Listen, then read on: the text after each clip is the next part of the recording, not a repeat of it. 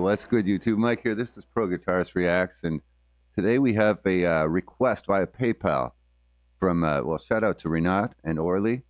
They requested Asaf Avidan.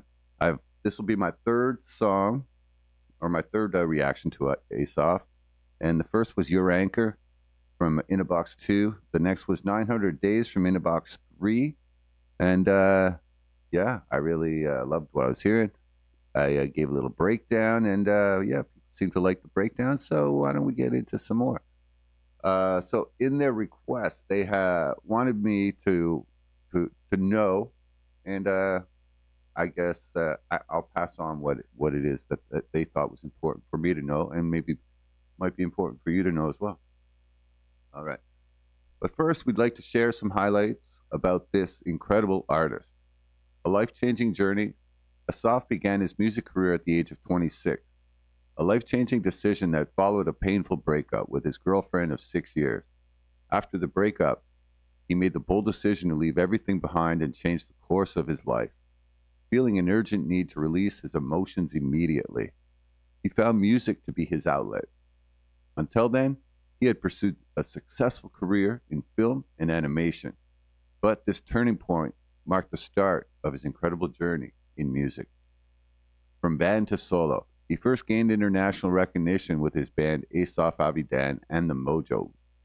Later, he transitioned to a solo career, and the rest, as they say, is history. About the Innerbox series, Innerbox 1, 2012, Innerbox 2 was 2016, Innerbox 3 was 2023. All right. Asaf has shared that the Innerbox projects are live recordings created under unique and challenging conditions. For 48 hours, he confines himself to a remote location to record intimate, stripped-down interpretations of his songs. There's no editing, auto-tuning, re-recording, or later additions, just raw and honest performances. Unlike his studio albums, where every detail is meticulously crafted in pursuit of perfection, this project intentionally embraces imperfection.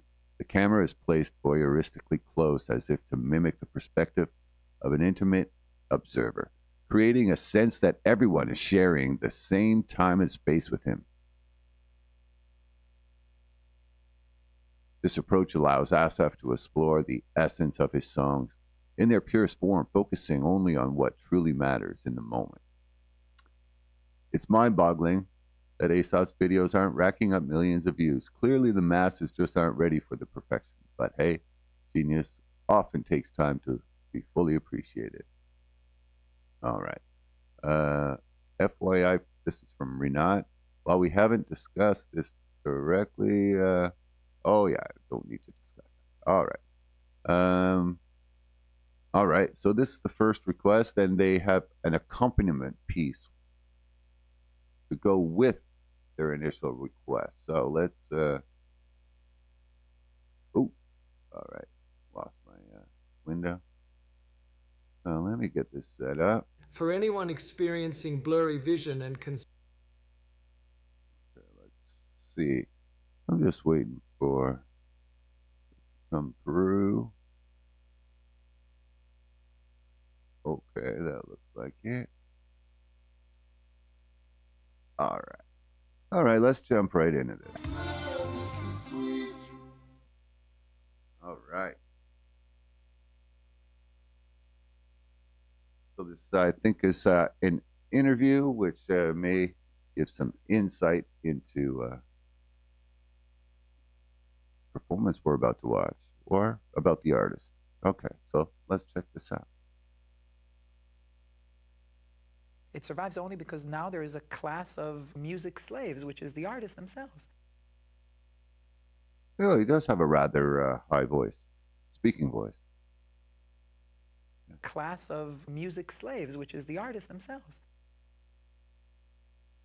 I do feel the change in the way people consume music through the 18 years of my career.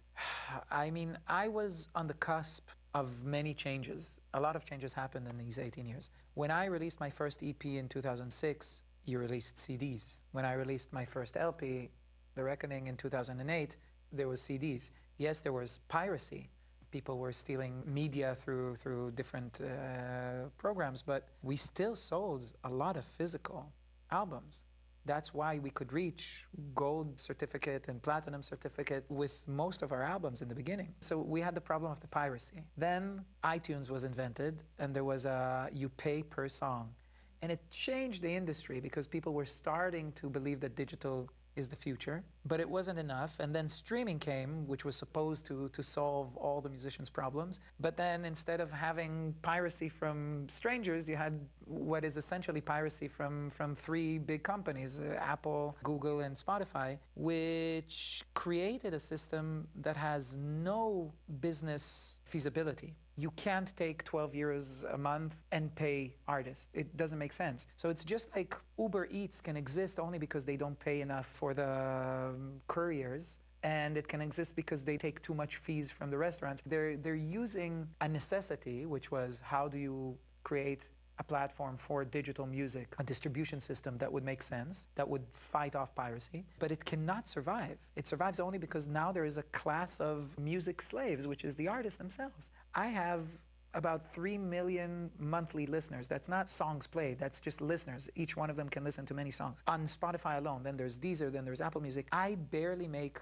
a wage from that. If you want to do So a sad. $15 an hour wage, like a normal wage in America, you need 1 million monthly listeners. That's ridiculous. I'm one of the lucky few that has an established career already.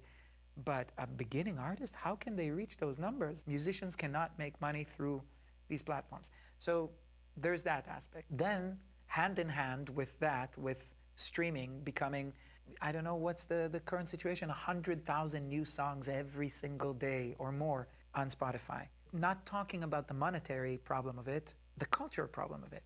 How do you find something special when every day you're bombarded with the amount of content through not just Spotify, but on Netflix? How do you find like this thing that you open Netflix and you find yourself scrolling for 30 minutes and then shit, it's been 30 minutes and I'm just scrolling, looking at the abundance of content, but there's nothing really to watch. It reminds me like when, back in the day when we were like with our remote control, just passing channels and there was nothing to watch. Together with what happened culturally, this idea of social media and this idea of music. That still holds true. What is it? The Bruce Springsteen song, 57 channels and nothing on. I mean, that seems like such an old school problem now. Channels. 57 channels. Can you imagine only having 57 channels? It would be like the Dark Ages. Yeah, so I'm hearing a lot of what he's saying here. I came up in the 90s. I was in a band that was signed to Interscope in the late 90s, so 97. We were at the end of like the golden era for record companies. And yeah, we had a huge record deal. We actually didn't sell that bad, but we didn't sell enough to pay back the huge amount of money they gave us up front. But they still gave it to us, so there you go. We didn't have to pay it back or nothing, so that was good. Yeah, we had fun. We got to tour the world and stuff, but that's not important. I guess it is important because even then, we were playing big shows to like, some days we were playing to 20, 30,000 people. And anybody looking at us from the outside would think, wow, these guys got it made. And we did not have it made. We were driving around in a van and sleeping in Motel 6s. No, Motel 8s. We banned. Something happened in a Motel 6 and then we refused to go back. All right. That was a bit of an aside. When we were like with our remote control, just passing channels and there was nothing to watch. Together with what happened culturally, this idea of social media and this idea of musical competition television shows, which now everybody wants to be a star, and through social media everybody can become a star, the democratization of stardom, what we talked about. If everybody's special, nobody's special. Nobody can rise above the waves of mediocrity anymore. I do believe that quality will overcome. People would find a way. There is a reduction in our connection as an audience to our artists. You had to engage, you had to do something in order to go and listen to your artist. You had to make money. You had to babysit or clean a car, and you had to get that money and take your $10 or $12 or whatever it was and go and take a taxi, not a taxi, a bus to the shop, look for that CD, hope that it's there, and then buy it, and then you have it. And then you bought and you paid money for it, and you own this physical thing, and you listen to it over and over and over. Not just the hits, not just the things that come up on the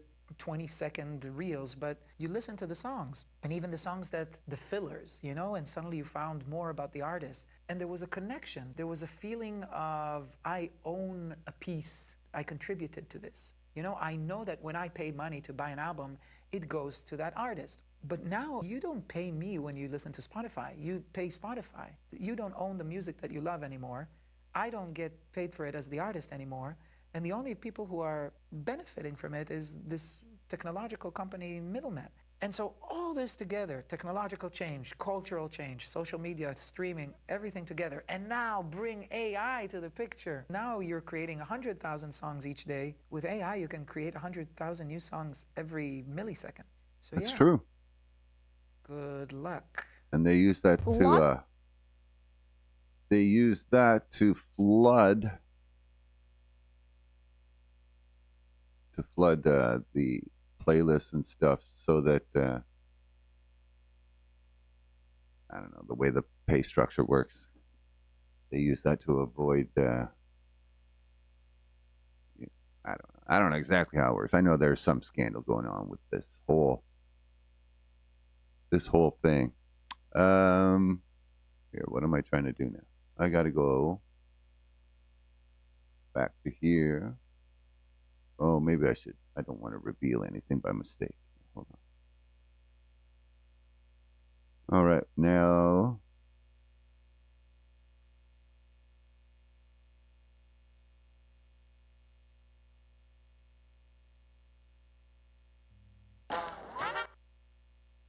Okay. Looks like it.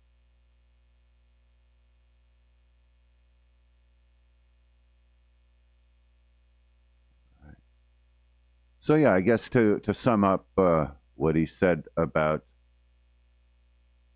all that, I think maybe he must be talking about as an independent artist, because I do remember being also, I had a sign band, but I also played in several indie bands, and yeah, some days you could sell like after a show, that was really hype or something, you could sell like 300-400 CDs at the end of the show. Um, yeah, and that really helped to put some gas in the vehicle, get you to the next town or whatnot. But yeah, I don't know about these streams. It takes a lot of streams, just like YouTube. It takes a lot of views. All right, let's check out this performance now by Asaf Avidan. This is in a box 2, song called Bang Bang. All right, here we go.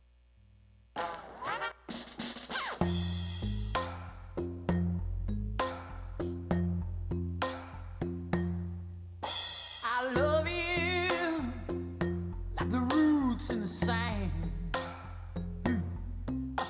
I love you like our love's is plain. Oh, I love you like death loves a man. And I love you like a gun in my hand. I go bang, bang, bang, Ha. bang, bang, bang, bang, I'm back again. Makes total sense. Bang bang, and it's all percussion. Totally makes sense. So very interesting so far. So he's got I don't know if it's an octopad. Maybe it looks like I can see the 6 3 sorry looks like 3 separate pads here, so it's probably some kind of secta pad or something. But they all have the same sounds loaded in them. And then he has this other thing here. I've never had or used one of these types of things, but it has, so it'll trigger different sounds depending where on the circle you hit it.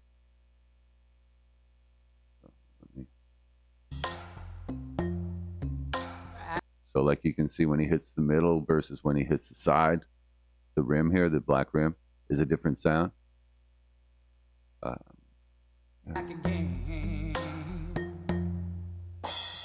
I love you like scalpel's flesh. Oh, oh, I love you. So much conviction. Blood that is fresh. And I love you. Nice. Like a Jew on the run. Oh, I love you, you. Like my hand on a gun. He's a little bit fearless, you know? Because some of the sounds he makes are so guttural and intimate. Like, you know, you'd have a lot of people wouldn't want to share that side of themselves, you know?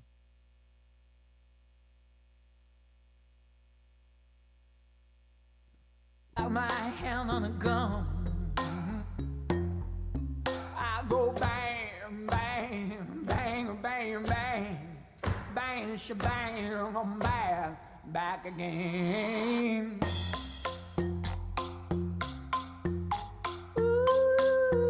Like he had some kind of a backwards sample, like a backwards cymbal or something sample over that little break.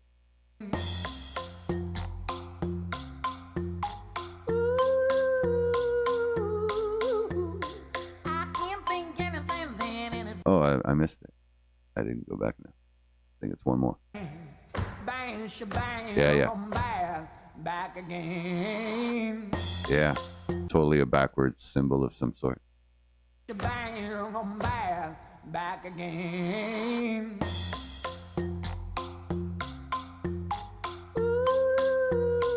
Ah, different pitches on the side. I don't know. There might be different. I see something sticking out here. But yeah, he's getting different pitches. He's hitting it. I didn't catch exactly, but he moved it in from book, book, and it changed pitch. Very interesting.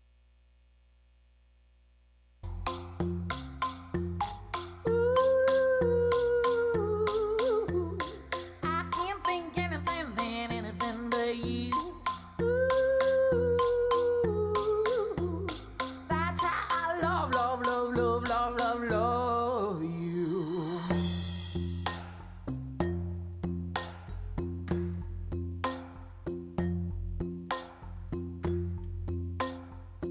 I like the bells around his ankle.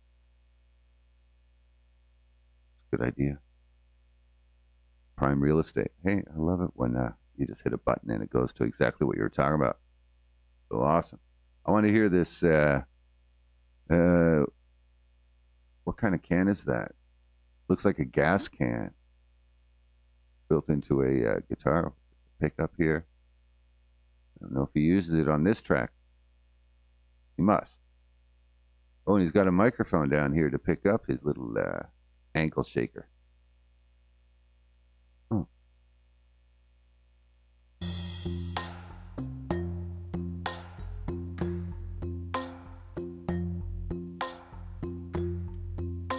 Okay, he's looping now. Yeah. Yeah, I have those samples too in my Octopad. I use them a lot. They're fun.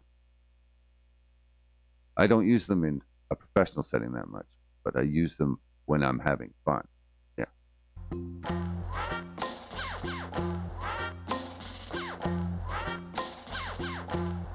Hey, that's cool. I never did anything that cool with them.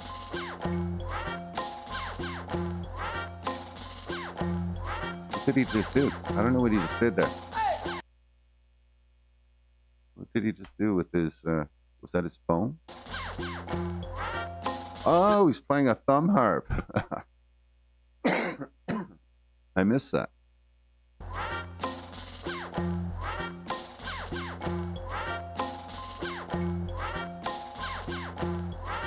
Nice. Okay, now he's playing the gas can guitar.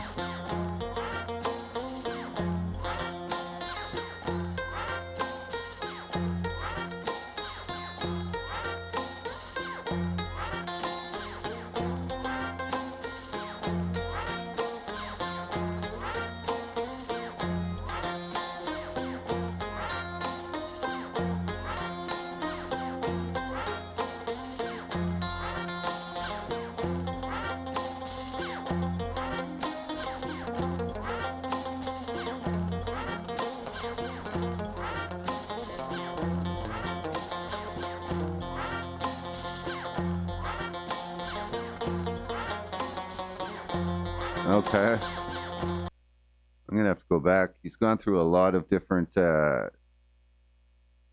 sonic spaces in his little, since he picked up this 4-string guitar here. He was doing like the blues scale for a bit. Now he's like doing a Phrygian thing. I'll explain more as we let's review here.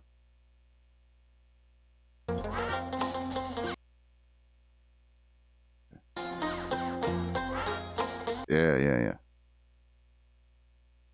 Yeah, let's see what he's doing.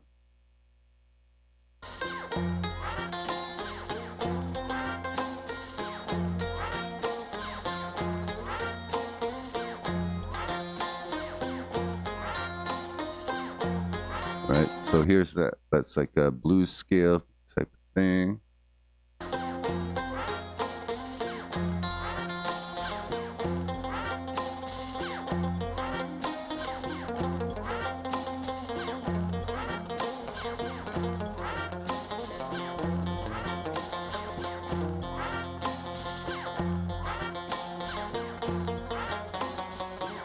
All right, so now we're more in the more dissonant type of sound where like he's playing a semitone away from the pitch that's in the backing track.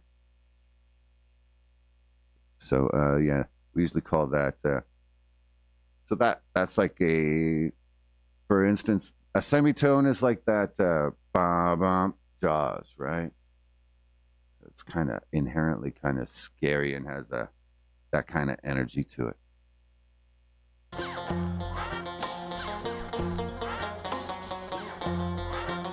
Right there with that kind of Spanish sounding too.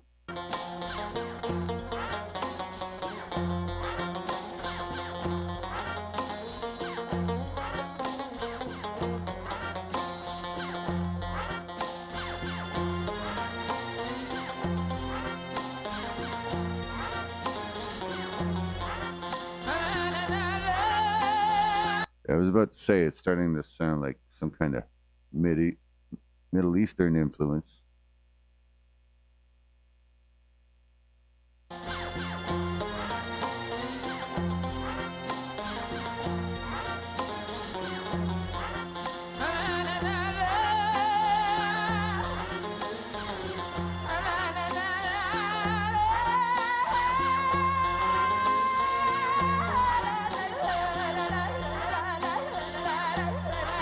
There's also singing in that scale.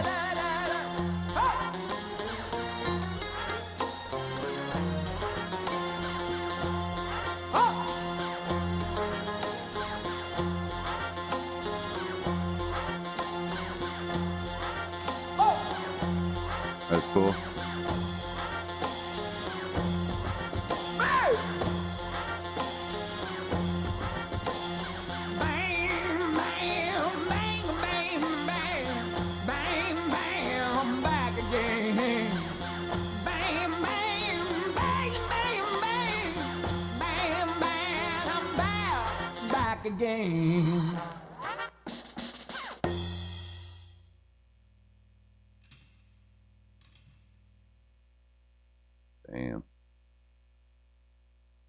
was nice. And good with the ending too. So that was from one, right? Or sorry, not one, but in a box two. So in that one, he had the simple. Just one.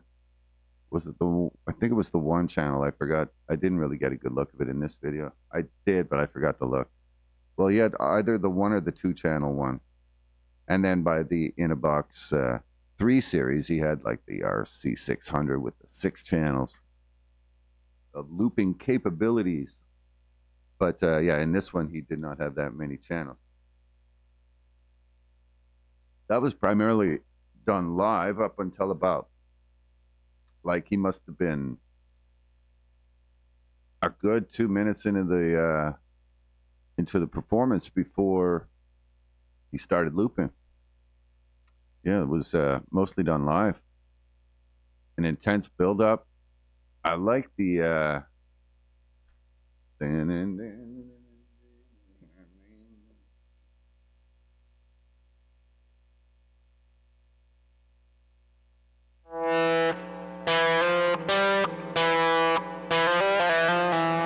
was doing that kind of stuff.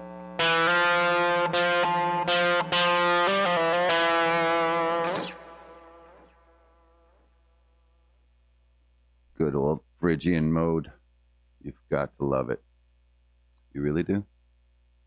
So, yeah, I do have one more request to get to, but I'm going to put that in a separate video. I can't see the time because there's a little counter there that tells me how long the video is so far, but my eyes are not good enough to see that counter without looking really stupid and bending over and stuff like that.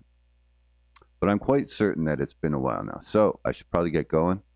There will be another one. There's another request similar with a little interview piece and another piece, a performance piece as well. So we'll get to that soon. Look out for that, ladies and gentlemen. And we will see you again soon. Click like and subscribe if you've had a good time here today.